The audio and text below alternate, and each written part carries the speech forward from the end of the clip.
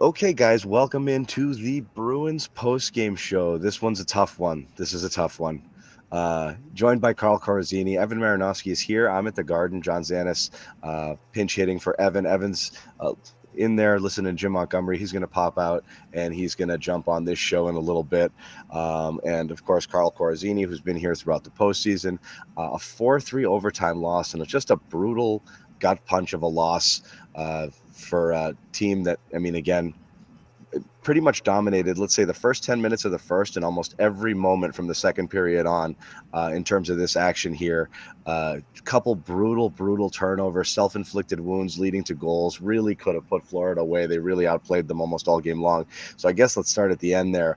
Allmark with the terrible giveaway results in that Kachuk goal in OT, a little bit of miscommunication, trying to handle the puck behind the net. What happened there? Yeah, you would think that it's miscommunication.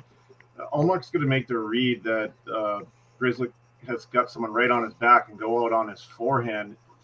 Tries to go on him, probably not realizing that he's got pressure, and then Ford just throws the net, and Kachuk is right there to put it home. This is going to be a really frustrating game for Bruins fans because from the second period on, they completely dominated and played the style of game that you need to play against the Panthers, which is it's a team that struggles a lot playing in their own end, right? And so they decided to put pucks deep, outplay them for long stretches, and yeah, at the same time, I think the Florida Panthers played an excellent game in the sense that they understood that they were going to get chances off of Bruins turnovers, and they capitalized on two of them tonight. And what a difficult way to lose the game because they had played an amazing hockey game tonight for the Bruins. Yeah, I guess, you're going to look for silver linings here, and I'm sure there's a bunch of people out there who are, maybe just Boston sports fans in general, kind of frustrated watching two teams back to back, not able to close out on a 3-1, a series at home. But this was totally different. This was, I mean, certainly totally different than what many people saw with the Celtics last night. Kind of almost a wire-to-wire dominating effort. They were really dialed in. They got Bergeron back tonight. And again, as you said, those are just, these games happen. The good news is it happened to a team that's up 3-1. And this wasn't a game, like a pivotal game in a 2-2 moment that swung the series and put their backs against the wall. I still expect the Bruins to come back and be able to win this series, but they've just made life a little bit harder on themselves.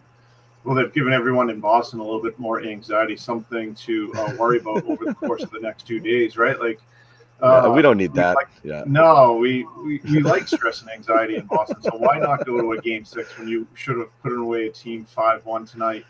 Yeah, I think after the first 10 minutes, which is probably trying to figure out what your line combinations were, right? Like I think Boston was sluggish in those first 10 minutes, and then once they figured out what the lines were going to look like, they executed what that game plan was. Like just get it deep, keep the game simple, like they said on the broadcast, and then really work the Panthers down low. Like at no point tonight did you ever see the Panthers establish a forecheck. It wasn't an overly physical game, which is the way that the Panthers have to play to be successful.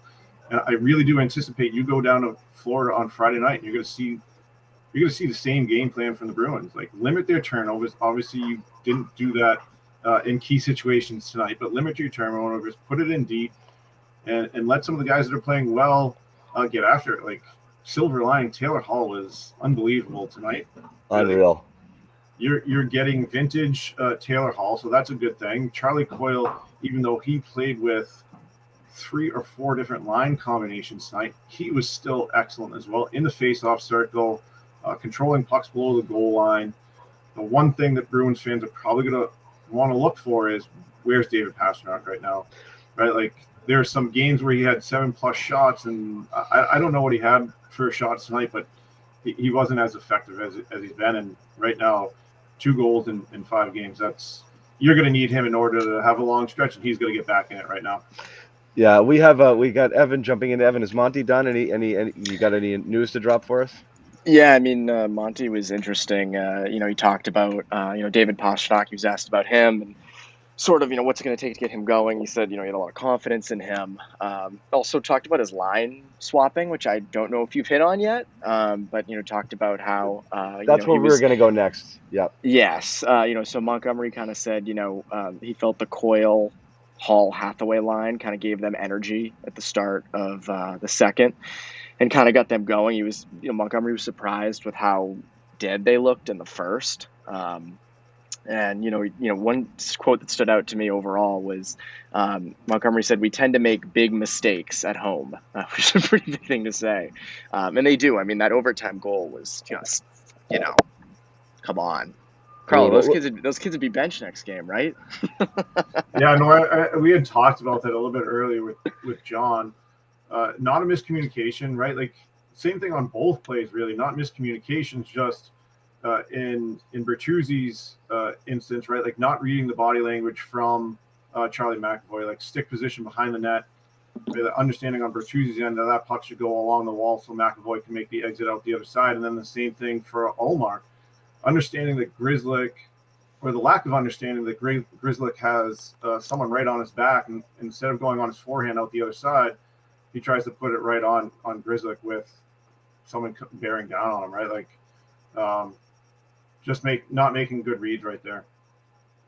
Yeah, I mean, that was just, and it happened so fast. You think like, Ullmark goes the wrong way. Grzelcyk doesn't pick We it hadn't up. even collected all of our bets here, Evan. People were still picking players here, and They were. We didn't even put all the. I didn't have any cash, unfortunately. I didn't have any cash to do it with. I'm young. You can't take a Panther. You can't take a Panther anyway. Real quick, I wanted to talk about the line changes, and then I'm going to jump in. Just wanted to prompt you guys on it. Do you think the impetus behind that is to get Pastrnak going as much as anything else, moving things around? Obviously, I know there was some consideration trying to put him. They were that line. He and Bertuzzi were struggling a little bit defensively, so putting a more defensive center between them, I know, was probably part of the thinking. But how much of that is trying to get him going offensively, trying different combos? Again, you saw the perfection line getting back together for a couple of stints there. It is strange to see a team that's as dominant in the Bruins and a team that's supposed to be winning, series, or should be able to handle a team like the Panthers comfortably, doing, I'm not going to call them panicky things, but kind of experimenting at this point in time. Is that a little odd? I think it's extremely odd to experiment right now, and I think that's why we said, I think if you go back after Game 4, Evan, right, like we said it, that probably leave Bergeron out of the lineup for Game 5. Like, obviously he's your best player, and obviously if he wants to go in and he says it's time to go, great. You had a lineup that had dominated Florida in Florida, a lineup that had some success, especially in your top six. And then if you insert Bergeron into the lineup like you did tonight, just kind of make that go back to the lines that you had: Bergeron, DeBrusk, Marchand, and then you have Zacha, Pastrnak, and Bertuzzi, right? Like, that seemed like the simple switch, and you switched it all up in the first 10 minutes of that period, and you didn't even see if those would be successful. So I think that contributed to the sluggish start. Like, it was just whatever. You are free to make those changes, but then you blew it up a bunch of times. But three times. They did it multiple times. Then you also had him centering Marchand and DeBrusk. So like there was three different line combos there with Bergeron, it felt like, throughout the game. It was really just strange. Again, it's weird to be looking for it. Evan, I'm going to pop out. You run the show here. I want to quickly tell people at home. I'll jump. Quickly tell people at home about FanDuel. If this is your kind of thing, you can still get in on the action. NHL playoffs, NBA playoffs underway. Major League Baseball as well. FanDuel is the official partner of Major League Baseball. Sign up here, FanDuel.com/Boston, if you want to take advantage of $200 in bonus bets. Make sure you check it out. Deposit 10, bet 5. 200 in bonus bets coming your way. Guys, I'm going to jump in. I may jump back on the show, so take it from here, see what the Bruins have to say in the dressing room, and I'll come back with some updates. Yeah, you'll come back with some good quotes, I hope. But Carl, it's funny you mentioned the line changes, because like you think back to the Bruce Cassidy Bruins, he would often jumble the lines a lot. And when you give, and this, Carl, when you give a line 5 minutes of game time, which is like 3 shifts, to try to create something and nothing happens, this is what you get. Now, what's funny is second and third period, I thought the Bruins were a much better team. I mean, it's funny that like the Panthers, the Bruins dominated the second. And then the Panthers go down in one time and get a goal. I don't know what you guys talked about at the outset. My guess is it was something along the lines of that horrible overtime goal. But keep the lines together at least, right? Yeah. So what I would say, number one, is line changes were not the reason for the loss tonight. Like I know. No, I agree. Yeah, like anytime something happens, like a terrible loss like tonight, you want to blame it on something or someone. And like the easy thing to look at tonight is the line changes. The Bruins were dominant for 2 periods, right? You outshoot them almost 2-1. I think it does contribute to the sluggish start. Right, like people like routine because they know what to expect, and it's the same thing with your line mates, right? Like the reason why Bergeron and Marchand work so well, that they know exactly where they're going to be, right? And that's the only thing when we're in the playoffs right now. You want people to be comfortable. You want people to understand where they might be going on the ice. And there was just so much change, and I do wonder, and I know you have last change. You're at home. I wonder how much they were trying to keep Bergeron away from Bennett and Tkachuk. Bergeron was against Barkov almost exclusively all night. I think at one point he was on the ice. It was like a changeover with that Tkachuk Bennett line. Like obviously Bergeron coming back into the lineup. Just to add some stats, at 5-on-5, Bergeron only played against Bennett for 1 minute and 52 seconds. He played against Barkov for like 9 minutes. So you're right. Yeah. You're 100% right. So I wonder if they were trying to keep him away from that physical contact or anything that might have happened after the whistle. Again, like I don't know that that's necessarily the case. It's the only thing I can think of for switching it up so much at the beginning of the game. But it definitely contributed to the sluggish start, but it was not the reason why the Boston Bruins lost tonight. Yeah, it's funny. Like, you look at game 2, the only other loss in the series for the Bruins, and, the Panthers played better. Tonight, it was not that case, right? Like the first, the Bruins were not great in, but that second period, you outchance. I mean, again, just chances for to chances against. Bruins led 76-43. They led high danger chances 15-7. Almost every Bruins player on the roster had a Corsi for above 50, which is just, being on for more chances than against. Like, and again, is this almost more concerning that you lose a game like this? I still think the Bruins are fine. I think the Bruins will be A-OK fine in the series. But is it more concerning to you that they lost this kind of game when you could have clinched and won the series and avoided going back down to Florida? Well, anytime you lose a game in the 7-game playoff series, it's concerning. Yes. Right? Like yes. You look at where we were after game 2, and the sky was falling. This is going game 7. I think that game was more concerning because you didn't possess the puck. You turned the puck over far more than you did this evening. You didn't have any energy. You didn't control the game for any period of time. You controlled the game for 40 plus minutes tonight, right? Like, so am I concerned? Yeah, it stinks that you have to go back to Florida. You never want to put yourself in a situation where you're going to potentially play a game 7 where who knows what might happen. But if the Bruins play like this for the next, if they play like this in Florida, they should win, right? Oh, yeah. And you played the way you did tonight, and this might have been Pastrnak's worst game of the playoffs. Yes. Felt like he never hit the net. And that's what I want to hit next is Pastrnak. Obviously, something everyone's kind of talking about. Is there an issue there? Montgomery was asked about a post-game. Basically said he has the confidence that Pastrnak will find his game. They tried different lines with him. Felt like a lot of his shots were missing the net again. You mentioned this a few nights ago. Like, just hit the net on some of these. But it's funny, you also mentioned him needing to take defenders one-on-one more and using his speed and skill. Do you still see that as sort of an issue for him? Felt like it a little at times. Yeah, I think he tried it early in the first, right? Like the idea to kind of lean into a defender, take a shot. Obviously, he had the slap shot in overtime. I feel like everywhere else they're trying to find the opportunity to get him easy looks. If you look on the power play now, They're trying to move him to different sides because what Florida is doing is essentially what teams will do to Alexander Ovechkin is like they'll take him away and make the other 4 people beat you. And he's not getting that one-timer off. He's having to catch and come up above the circle.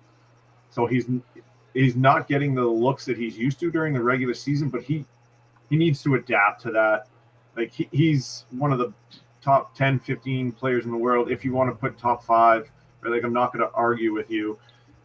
At this point, he's got to adapt a little bit. I don't know what that looks like on the power play. They've put him on his forehand side at times, trying to get him away from that strong side defender on his one-time side. They try to bring him up like a Detroit-style power play where they have him higher on the blue line in order to try to get lost.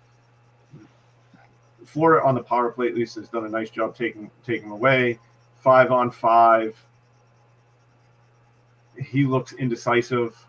There was an opportunity early in the second, I believe, where he has the opportunity to drive the net for a 2-on-1, and he gives away a pass where he had a clear lane to the net. So he's just not right. I do believe, like Montgomery, if you give him enough opportunities, he will find his game, and then once he gets going, right? Like obviously, you have 76 points in 74 playoff games. You know how to play in the playoffs. It's just he hasn't done it right now. So maybe that's the reason there's a game 6. There's a game 6, so David Pastrnak can find his game, right? And you will try him with a bunch of different players to make sure he finds his way. That's the reason. That's the reason. Yeah, you nailed it, Carl. That's it. You hit it right there. That's the main reason. That's why Brad Marchand couldn't score on that breakaway with a second left in regulation. Which, oh my God, the Pastrnak. That's a huge save. That's a huge save. And I want to get to Bobrovsky in a second, who was peppered tonight and showed up. The Pastrnak stuff, though, people are going to get mad at me for a little optimism here. But maybe they won't. Maybe they'll like it. You could need some optimism after this game. But in some ways, it is better that it is coming in this round where your depth scoring is handling things right now. I know obviously you're heading to game 6. That's not ideal. But again, I do think that, you go into future rounds, Pastrnak's going to find his game at some point. He's too good not to. But you're right on the passiveness, with his chances. But again, at some point he will start scoring goals. This is not a depth player we're talking about. This is a guy who's making, freaking $13 million. Like, I think at some point it's going to come through, right? So what I would say for this series, right? Like, and you even look at the game plan tonight, which is admittedly, like, this is kind of old school hockey. It was dump it, retrieve it, maybe play weak side offense, but it's going to go kind of low to high, and then you're looking for some sort of net front traffic. It's not his game, right? Like his game for him is what happened in overtime, which is live in transition. Like he likes to stretch. Some people call it stretch. Some people call it cheat. Right? Like he likes to stretch the zone. He'll get those indirects off the wall, and like in transition, like he's as good as it is in the league. Oh yeah. And this is not the way that the Florida Panthers play, because they can't play that way. They don't have a top 6 that's going to get up and down the ice that will trade turnovers with you, right? So the matchup for him, like, and I know that's not an excuse, like it truly isn't. But this game in this series isn't made or tailored towards the skill set that David Pastrnak has. Live in transition, make plays off the rush. They're taking away on the power play. So, like, you look at the next series potential. I mean, you're playing you would potentially be playing 2 highly skilled teams. A team in Toronto that would be willing to trade chances with you, where he'd find more open space. So, yeah, I mean, playoff, it takes all types of game plans, and he, like I said at the beginning, he just needs to adjust here a little bit. But he'll adjust and he'll figure it out. Yeah, I would agree with that. Bobrovsky, quite the game from him.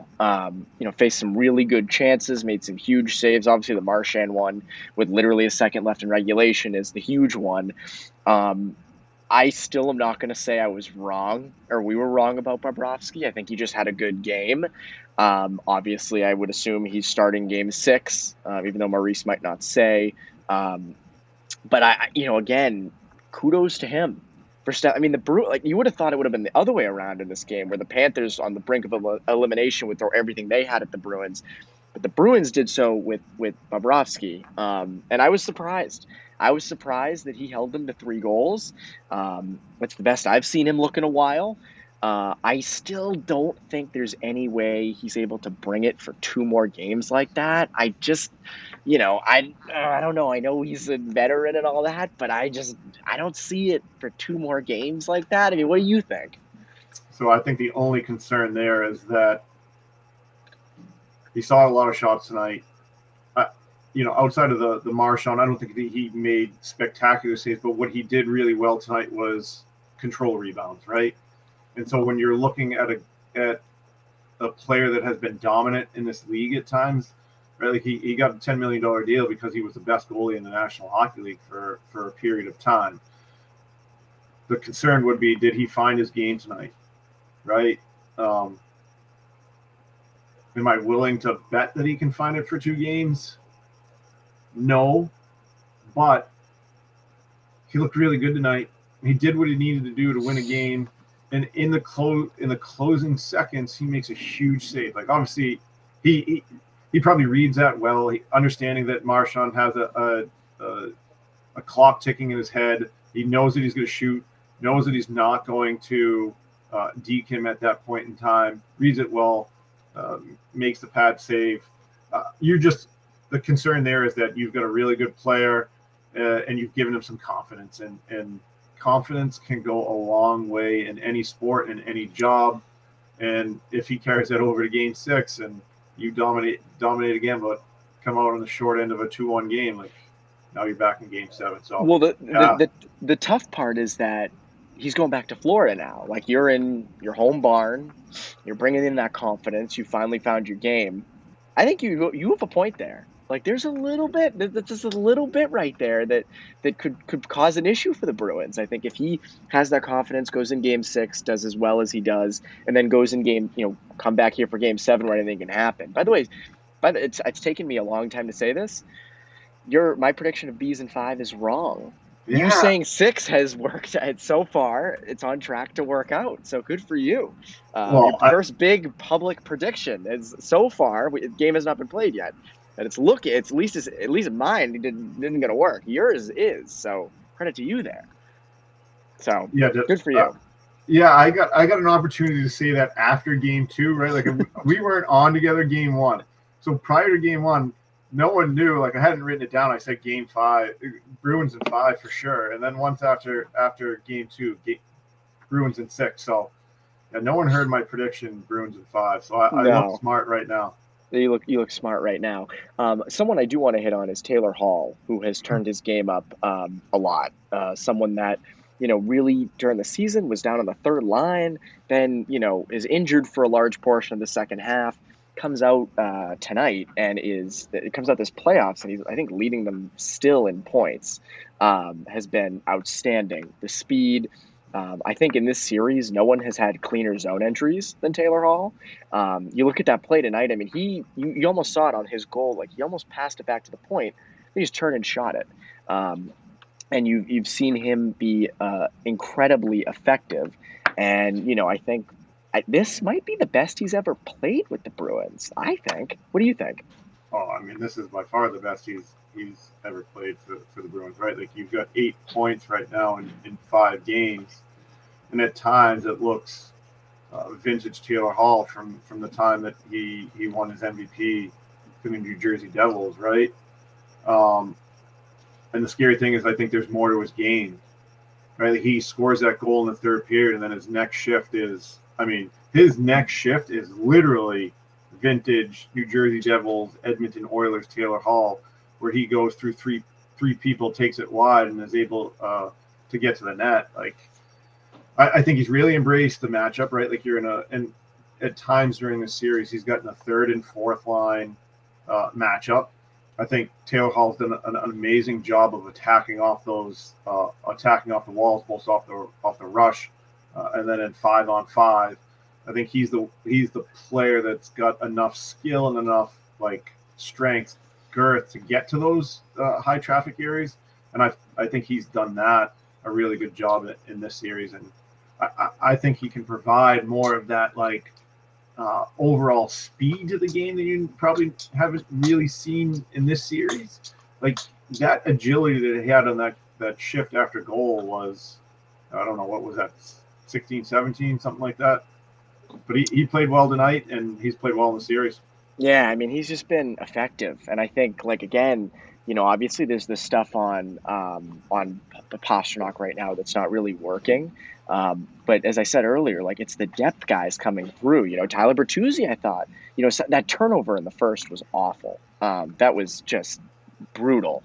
But at the same time, like, I think Tyler, there was a sequence, Bertuzzi on the forecheck, where he took out both defensemen and regained control of the puck. Like, your depth guys are coming up big. But again, that I don't know if you and John talked about this at the beginning. I assume you talked about just the horrible overtime goal. But that turnover by Bertuzzi in the first, I mean, that was some of these breakdowns that, like they'll go for long stretches and then have these little breakdowns, especially at home.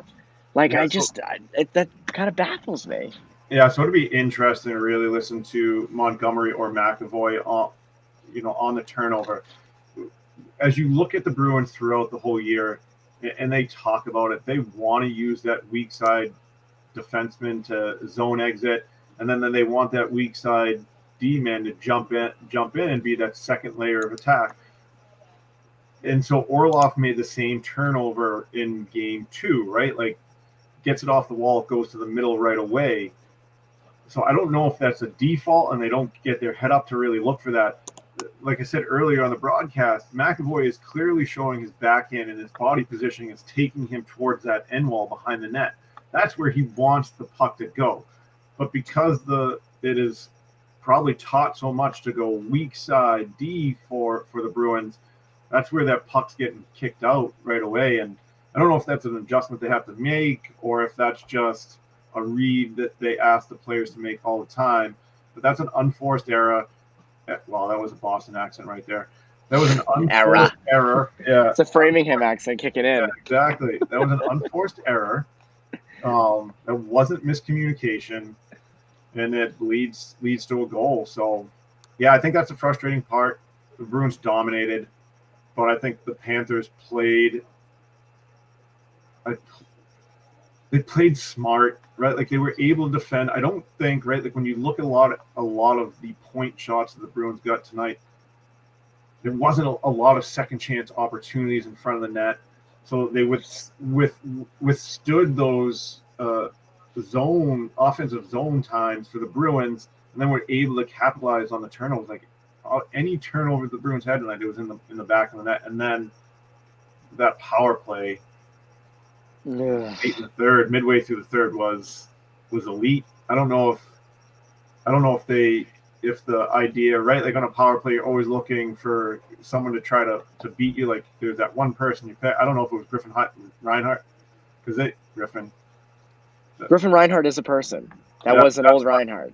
Yeah, it's Reinhart. They're leaving him open in the slot, like forcing the points, and I mean, good pass and finish. So yeah, Reinhart. Griffin Reinhart. The Panthers capitalized on chances Bruins gave them. That's what this game came down to. They capitalized on the chances that the Bruins gave them, and won the game for it. They get to go back to Florida now.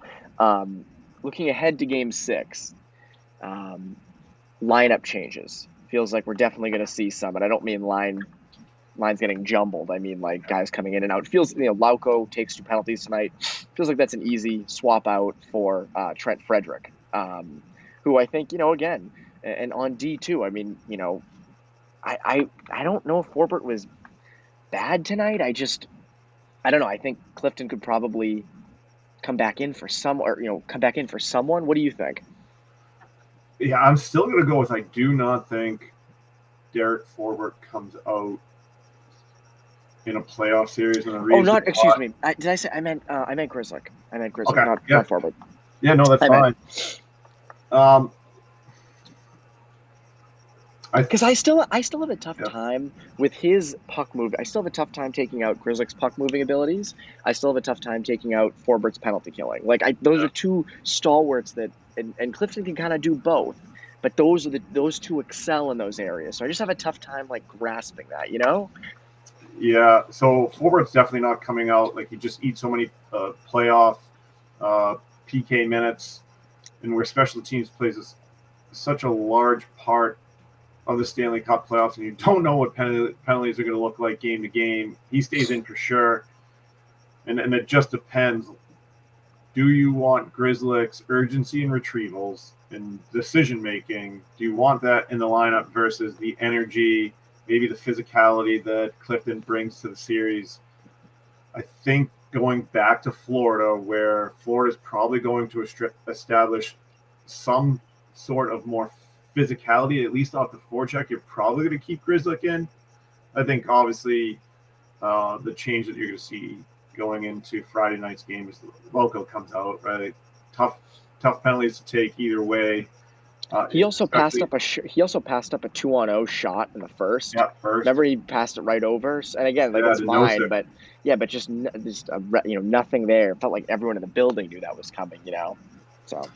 Yeah, the one thing about him being in the lineup tonight, if you thought that if there was a thought process going into the game that you were going to make as many changes as you were going to, Loco doesn't provide you any movement up and down the lineup.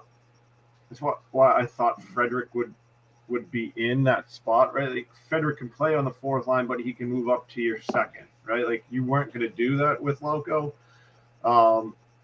So I think Frederick comes back into the lineup on Friday night. Yeah, I would assume the same. Maybe no changes on D. Montgomery wasn't asked about that after. But again, I just think Frederick provides you some, and I mean you see Foligno moving up in the lineup and kind of moving guys around, as you said. Lauko can't, so I don't know if that doesn't help his case to stay in for Friday night's game at all. Other stuff from this game, Patrice Bergeron obviously returns. I thought he looked all right, scores a goal, had some other chances, definitely helps you on the power play. Did you notice anything in his game that looked off or looked really good? Like, was there any stuff you saw during the game stylistically, as you like to say?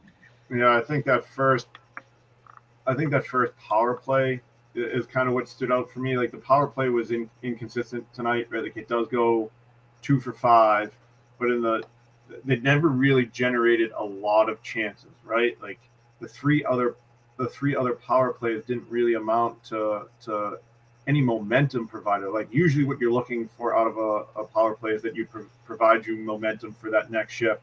And at least the third power play that they got was in that second period.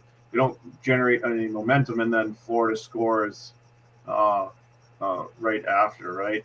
So that first power play in particular, trying to kind of get his bearings, didn't look comfortable.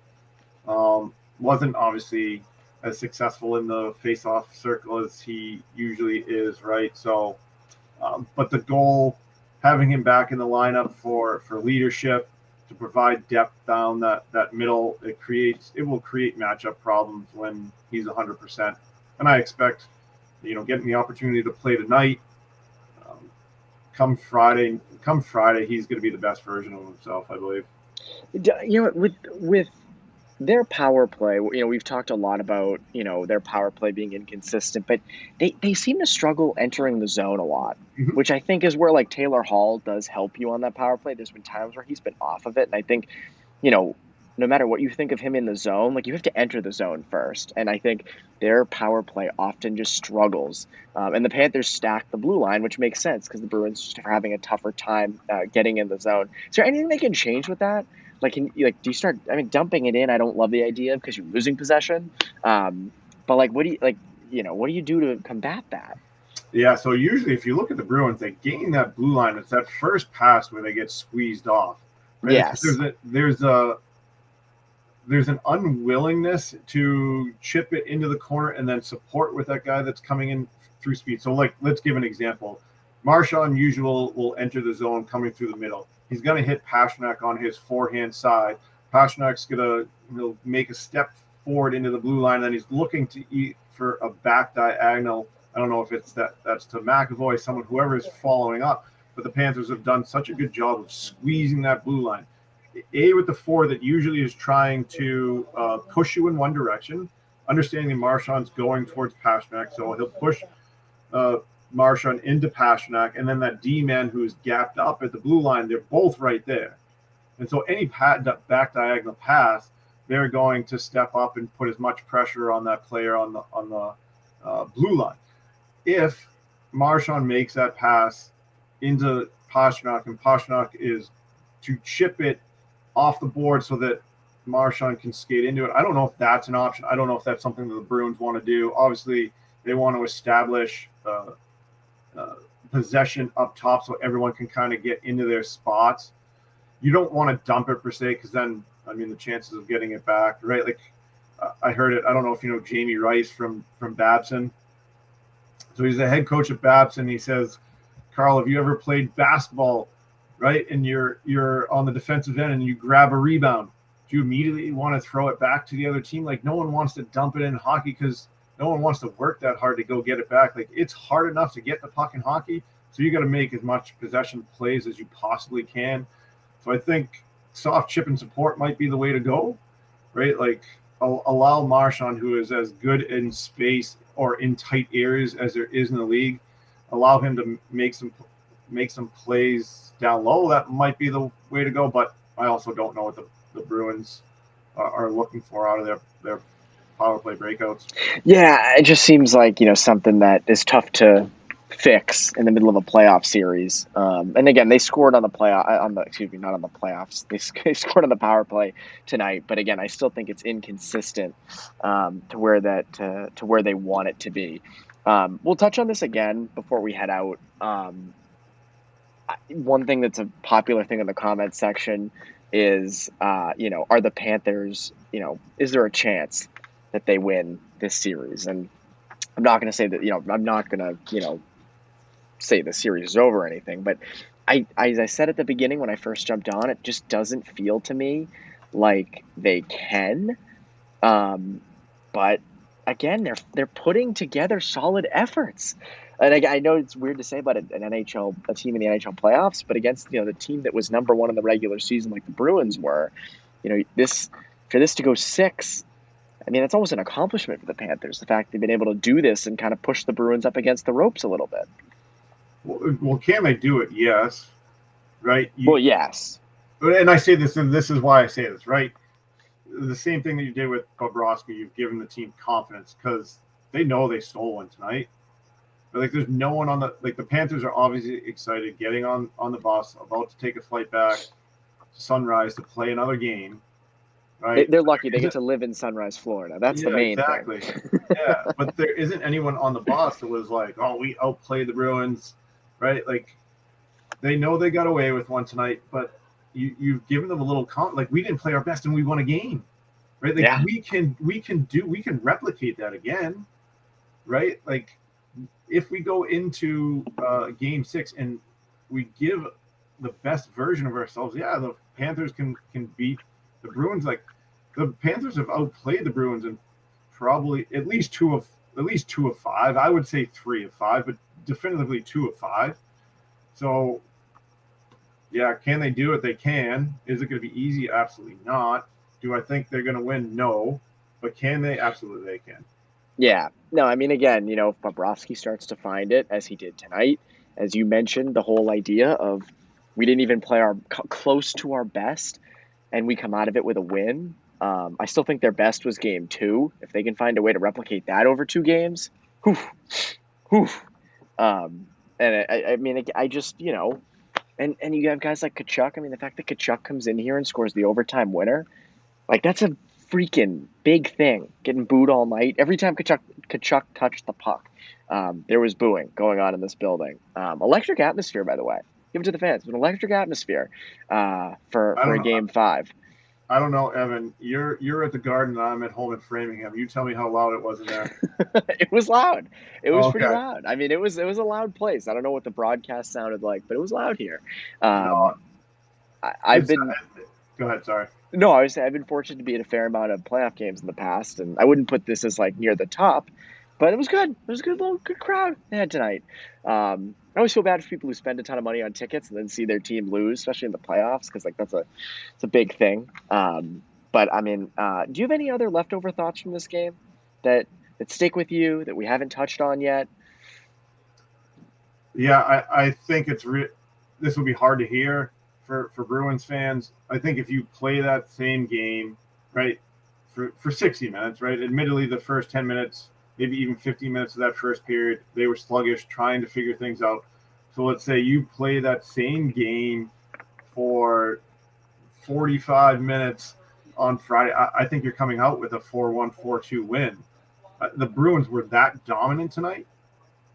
Can they limit what Jim Montgomery calls those catastrophic turnovers? And you're going to be, I don't want to say fine, but you'll win.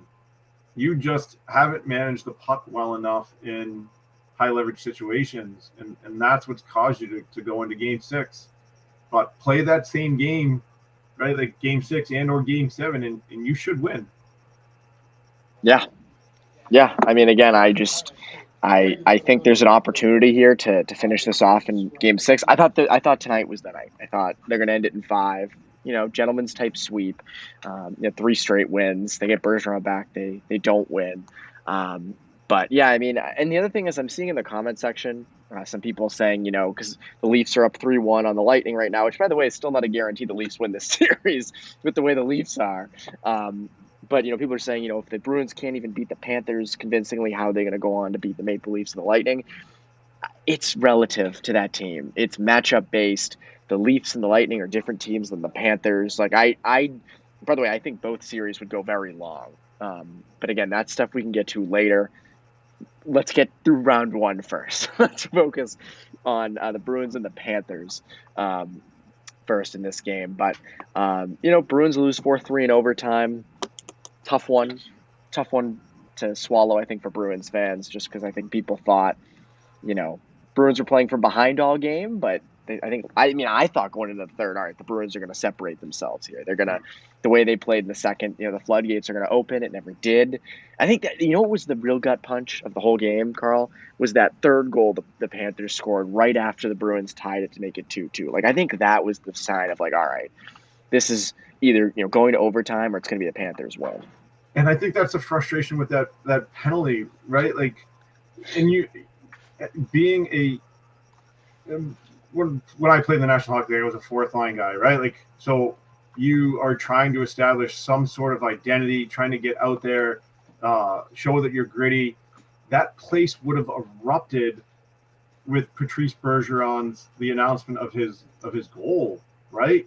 And then you don't even have that opportunity. You get a penalty right off. You get a penalty right off the draw, and Florida is right on that power play. I mean, Chris passing, have an opportunity initially with Reinhart, and then go right back to him. So that's the frustration with that penalty in particular.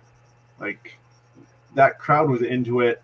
You just scored a huge goal, and you allowed Florida to get back up, and then you're chasing the game again. Like, that's probably something that people don't understand. Like, the energy that you need to exert to chase the game. That's why getting the first goal is so important in all of these games. And everyone that scored the first goal has won the game, right? I think that's the way. Yep. This every single. Yep. It continues. So when you score or you go up in certain situations and you've got to chase the game, that means 2 things happen. Usually you abandon the game plan that you have set out, and Florida definitely has to do that, right? Like, if they get scored on, they have to come out and play a little bit in transition. Will force them to turn pucks over. And then what it does to the individual is it makes you think that you've got to do a little bit more than you should, right? Like, I want to make the play that will get us back into the game. So there's a little bit of exertion that you expend when you've got to chase the game consistently, and you just scored to tie it. You're dominating the game, and then you take a penalty, which you didn't even get a good view of it. But was it necessary? Like I don't know that if it was. No, Right. it wasn't. It wasn't. I mean, some were saying it was a soft call, but I still think you can't be putting yourself in that position. As you said, in that situation, you're a fourth line guy right after a goal, place is buzzing. Like that's just not a thing you want to be doing, whether you think it's a soft call or not. But yeah, Bruins. Yeah, Do you have continue. What were you gonna say? Go for it. the last thing, and this is Doomsday Boston. What happens if Barkov actually gets going? Like, and That's a big one. Right, like as much as Bruins fans want to say that like Pasta has been invisible, like where have those two players been for Florida? So they're in this series down 3-2 with two of their best defensemen and one of the best all-around players in the game have been non-existent throughout the series. So that's the one thing. Like, hope maybe they're hurt and maybe that's something, but if those two get going, then watch out. I mean, again, Game 6 will look a lot different. I mean, I think for that team, Barkov is almost bigger to his team as a center than Pastrnak is to the Bruins. I mean, and you also have to factor in, like, the Bruins have a ton of depth. The Panthers don't have as much depth as the Bruins on that realm on that side of things. So you're right. I mean, if Barkov finds his game, I mean, again, I've not noticed Barkov. I have not. I don't know if maybe I'm missing something, but I have not noticed much of Alexander Barkov through 5 games. I haven't. I don't know if that changes necessarily. Now the matchup the Bruins are looking for is Bergeron against Barkov, so I don't know if he necessarily gets going offensively, but yeah, if he can, again, he's one of the best all-around players in the world, and he just hasn't shown it throughout the series. Hasn't shown it at all. But Carl will be back here. Game 6, Friday night. Can't believe it, but Bruins fall 4-3 in overtime in Game 5, a heartbreaker. But we'll be back for Game 6 as the Bruins still lead the series 3-2. That's Carl Corazzini. I'm Evan Marinofsky. You Bruins fans, try your best to have a great rest